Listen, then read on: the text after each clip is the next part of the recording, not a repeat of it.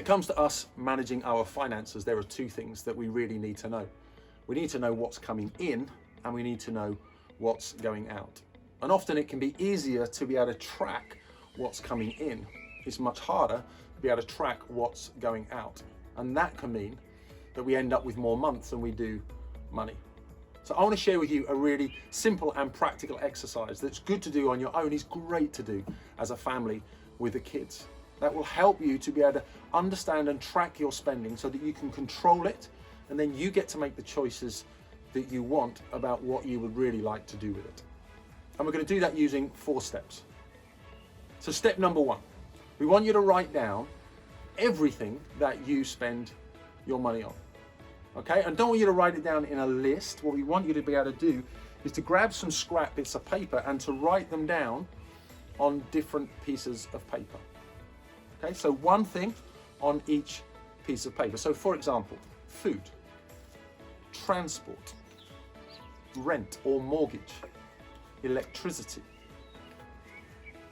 medical expenses, insurances, family celebrations, religious celebrations, airtime, haircuts, makeup, beer, wine, let's just clump it all together, alcohol.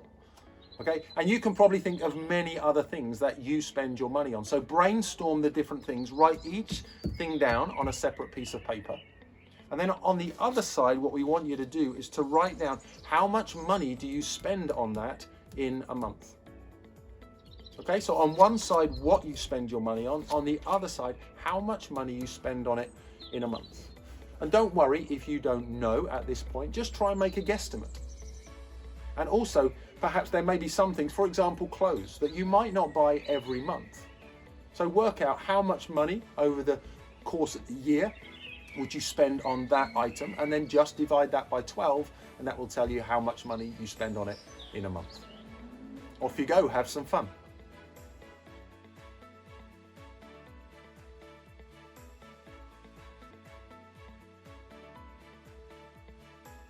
Okay, step number 2. Now we've got all of our different pieces of paper. On one side, what we're spending our money on, and on the other side, how much in a month we are spending on them. So now I want you to collect all of those pieces of paper together. Now we have a pile, either a small pile or perhaps even a big pile. And now what we're going to do is we're going to split these items into 3 different categories.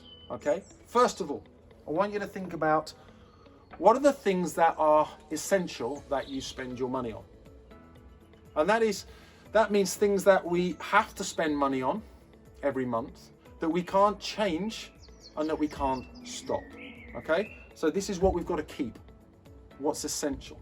Okay, second group, all right, is the things that as you discuss and as you talk as a family that you decide or that you think that you could actually cut out so that you could stop spending money on it. Even if it was for a period of a week or 2 weeks or a month, that you could actually cut out and go without it in order to save some money. Okay, now let me just say, beer, makeup doesn't fit in this category. It could fit in this category. And then the third area is what we're going to call cut back. So this is what we're going to keep, this is what we're going to stop. Cut back is the areas where we recognize that we could reduce. So we're not going to stop spending money on it, but we recognize that actually we could reduce the amount of money that we're spending on it every month. Okay, so we take our pieces of paper. Now you're going to have a discussion in your family and you're going to make some choices about which of these 3 areas the different items would go in. Okay, so you'll end up hopefully with some under essential, some under cut out, and some under cut back. Enjoy your discussions.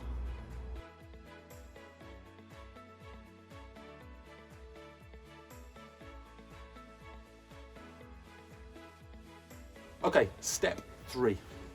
Now we've got our 3 piles. What's essential, what we're going to keep, what we're going to cut out, what we're going to stop, and what we're going to cut back, what we're going to reduce.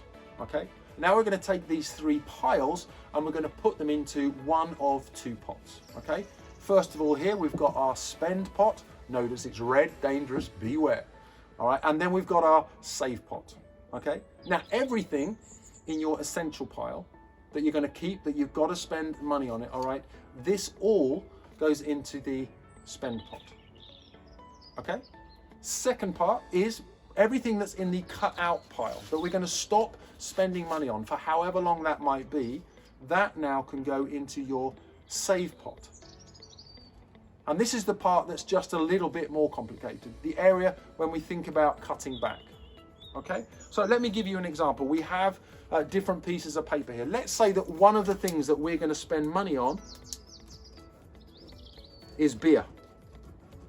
Okay, beer. Okay, and what we've decided is that at the moment we're drinking 20 beers in the space of a month. Okay, and that's costing us, we're going to say 40.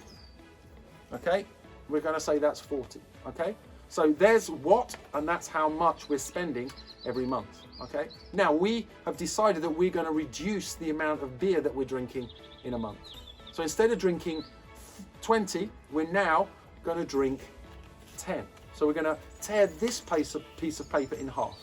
This is what we're still going to drink. So that is going to go in here in our spend pot. This is now what we've decided not to drink.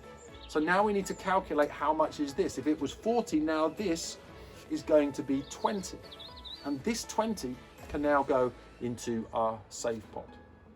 So now with your cut back pile, I want you to have another discussion and decide how much are you going to cut back? And then work out the amounts that you've got. And then each time what you're going to still spend is going to go in here, and what you're not going to spend is going to go in your save pot.